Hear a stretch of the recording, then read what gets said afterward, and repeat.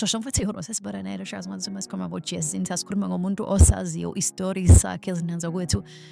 zontithela ivideo lapho khona echazela khona indatheli efukuthi wait a minute even Home Affairs mawuthi uthatha ama-document alabantu as ama-refugees uthi wait a minute ama-refugees kanjani because uba i-refugee ngoba naku kunempi ezweni lakho ubalekele ezweni eseduzane i-South Africa akulona izwe eliseduzane for labantu maningi abamazwe abebengabalekela kona aseduzane umthetho-ke lo ukuba i-refugee ngeke uze uthi nje nge-refugee ngiyabaleka ngamla yoshona e-UK ngithi hayi ngibaleka izini emaningi amazwe aseduzane so uJacinta uthi oh no Home Affairs uthatha lama documents uthe wa verify okusho ukuthi nawo Home Affairs umsebenzi wawo awazi even imithetho awuyazi because you first mele wazi ukuthi umuntu we-refugee umuntu onjani zikhona izimpo wena ozazi njengoba kusho abantu bethi mina I've been here for 24 years ezibleezing ezithatha 24 years isingapheli oh holy anizwenza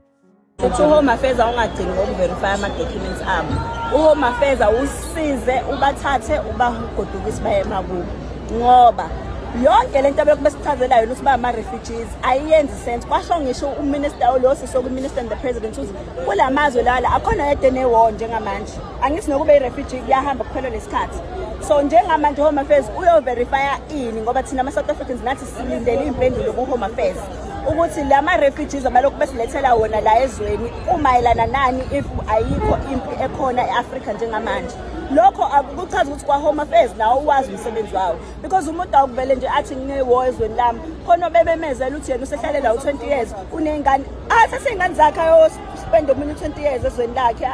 ayikho into eyisimanga ngokuthi uhlala ezweni u-20 years unganawo amaphepha asihlangene thina nalokho yabo nalento kulokhu besibelesela ukuthi ama-refugees uNkulunkulu wami njengamanje nathi sama-refugees yabo nje nathi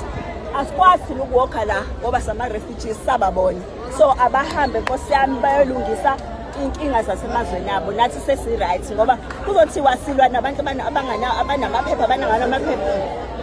asinankinga nabantu abanamaphepha bathi angikucacise ukuthi umuntu olokhu eqhamuka ethi unephepha ekhuluma ngoba i-refugee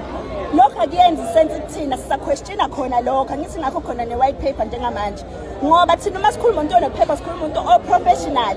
oze la nge-skill owamenywa uhulumeni kwathiwa khona ithuba lomsebenzi umuntu wase-South Africa ongakwazi ukulenza so naleyo amaphepha ngicela seyilungise lapho ungalokhu kuthiwa nilwa nabantu abanamaphepha ukube i-refugee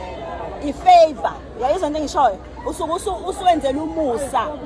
sithi thina umusa wethu awusekho ngoba uhulumeni wethu awukwazi ngisho ukondla thina abantu base-South Africa